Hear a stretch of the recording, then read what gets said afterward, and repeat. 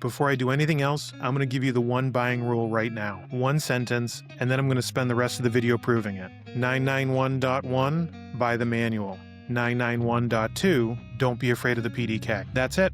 That's the whole thing. But if you want to know why, and why getting it backwards might mean you buying the wrong car, stay with me. Because I think that the engine you choose dictates the gearbox you have to have. And today, I have both cars to show you exactly what I mean. I'm Derek, this is 11 after 9. Quick thing before we get into it, I want to extend a huge big thank you to Porsche of Nashua, New Hampshire. These guys are genuine enthusiasts, and they handed me the keys to both of these cars and said, go figure it out. I'll link them below, go see them if you're in the area, or if you're anywhere in the country, reach out to them and tell them I sent you. Alright, the 991.1, the 2016 Carrera S. It's a 991.1 PDK. God, it is so good to be back in a 991.1. This is a 2016 Carrera S.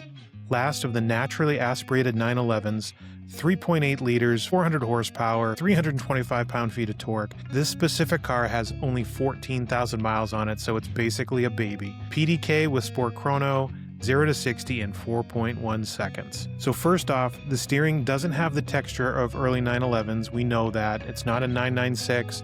It's not going to talk to you the same way as a 997. But it is direct, and it is well weighted, and it does feel connected. And there's this solidity to everything in this car that just feels right. Even in normal mode, a little throttle gives you that rumble behind your head, and it reminds you constantly that you're in a naturally aspirated flat 6. It's not trying to hide what it is. Dialing up the Sport button adds the sharpness, but Sport Plus is the moment where this car flips. It goes from daily driver to downright angry. The throttle response wakes up, the gearbox gets that much more serious, and the car feels like it just wants to be driven hard. The magic is above 4,000 RPM, and that's where the motor just pulls and the whole car feels alive. Now, here's the weird part. Getting into a 991.1 without a clutch pedal still feels wrong to me. The PDK is eager and it's quick, and that's kind of the problem. The party trick of this car is speed. It makes you want to go fast all the time. But when you're in traffic or you're on slower roads where you can't really lean on it, the car can feel a little boring, especially if you're used to something like a Boxster or an older 911 that moves around more and just talks to you more. My biggest complaint in this car is normal mode. It constantly climbs to top gear. Doing 45 miles per hour in 7th gear at around 1100 RPM, the car feels like it's a diesel. It does not feel like a sports car. Of course, the fix is just hitting the Sport button. It drops a couple gears, the car wakes up, and it turns on the Sport exhaust. And yes, the Sport exhaust is not an option on this car, it's a must. Inside, it's a great place to be.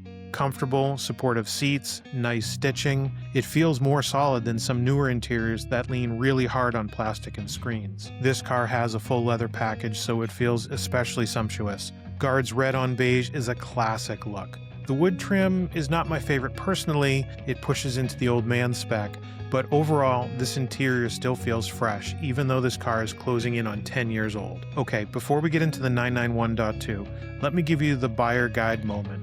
Because when most people look at these two cars, they just see two 911s. But Porsche people see two completely different philosophies. And when you're shopping, and these are close in price, knowing the difference matters. The front end. Look at the daytime running lights. On the 991.1, they're larger, standalone LED strips, more prominent.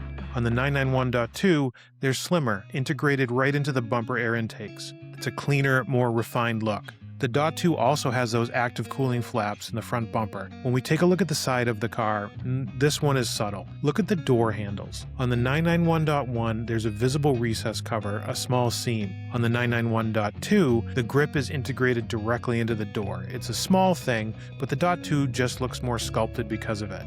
Now we get to the rear, the easiest tell. The engine cover on the 991.1 has horizontal slats. On the 991.2, they switched to vertical slats. Here's the thing about all of this. The vertical slats, the active flaps, the exhaust position, these aren't really just styling details.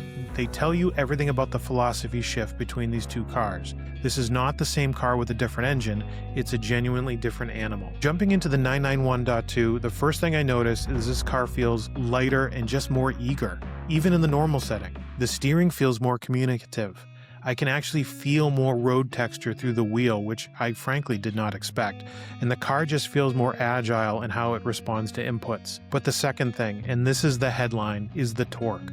3 liters, twin turbos, 420 horsepower, but the real number is 368 pound-feet of torque, available at just 1700 RPM. 0 to 60, 3.7 seconds. In the 991.1, normal mode felt a little sluggish because the gearbox kept chasing the highest gear. In this car, even when it goes to 6th, it doesn't feel lazy. The turbo's torque fills in everything.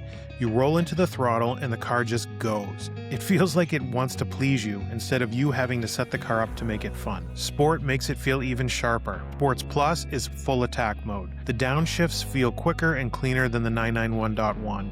There's a precision to the PDK in this car that feels like it was actually tuned for this motor and not just carried over. One thing I want to mention, the coasting feel of this car is a little different. When you lift off, it doesn't slow down the same way the 991.1 does. If you're not used to it, it feels a little strange at first, like the car is carrying speed when you expect it to settle. Once you adjust, it's actually really nice for longer drives, but worth knowing if you're test driving one of these for the first time. Now, I have a real problem with this car, and I want to be straight about it.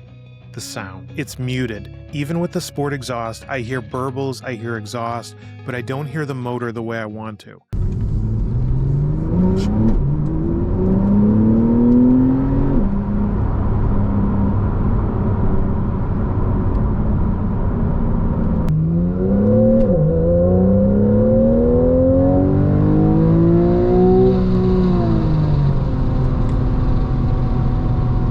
In the 991.1, the engine is present. You feel it through the seat, it fills the cabin.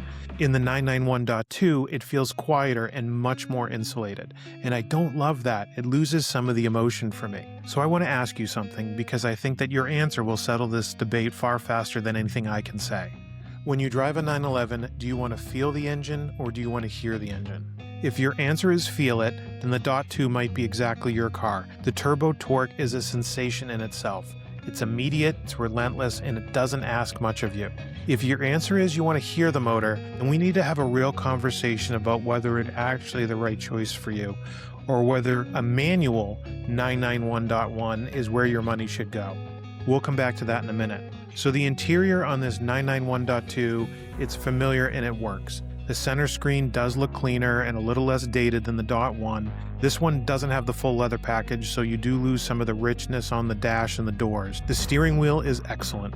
The same style I put in my 981, so I'm a little biased, but it's a great wheel. I'm sorry, but we can't not talk about the color really quickly. This car is in racing yellow. I used to avoid yellow like the plague. I thought it was loud, I thought it was attention-seeking, but on a 911 with the black trim and the chrome details, it actually works really well. It shows the lines off and it feels special.